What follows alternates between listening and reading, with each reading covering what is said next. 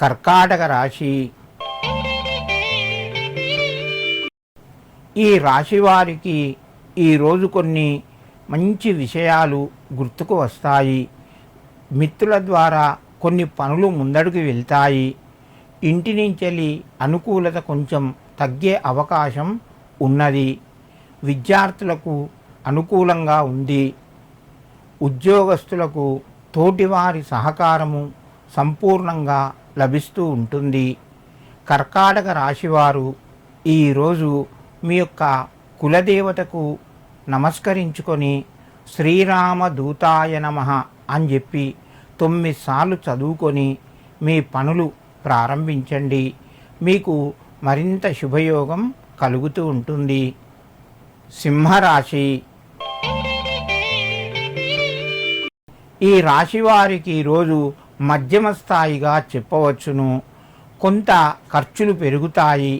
సమయానికి డబ్బు చేతికి అందకపోవచ్చును. తొందరపడి నిర్ణయాలు తీసుకోకండి. మీకు రావలసినటువంటి ధనం మెల్లగా వస్తుంది. ప్రతి విషయాన్ని మీరు శ్రద్ధ పెట్టడం వలన మానసిక ఆందోళన పెరిగే అవకాశం ఉంది. కొన్ని విందు వినోదాల లోపల కొంతవరకు మీకు ఆహ్వానాలంది పాల్గొనే అవకాశం ఉన్నది.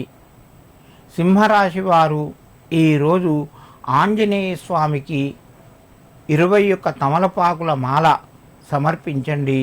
మీకు మరింత శుభయోగం కలుగుతూ ఉంటుంది. కన్యారాశి. ఈ రాశి వారికి రోజు కొంత కలిసి వస్తుంది. ప్రయత్నాలు ముందుకు వెళ్తాయి. వివాహానికి, సంతానానికి, ఉద్యోగ ప్రయత్నం లోపల ఉన్నవారికి కొంత అనుకూలంగా ఉంది. మీ యొక్క శ్రమను బంధువులు, మిత్రులు గుర్తిస్తారు. సంఘం లోపల తగిన గౌరవ మర్యాదలు లభిస్తాయి. ఆధ్యాత్మిక చింతన కూడా పెరుగుతూ ఉంటుంది. కన్యారాశి వారు ఈరోజు హనుమాన్ చాలీసా పఠనం చేసి మీ పనులు ప్రారంభించండి.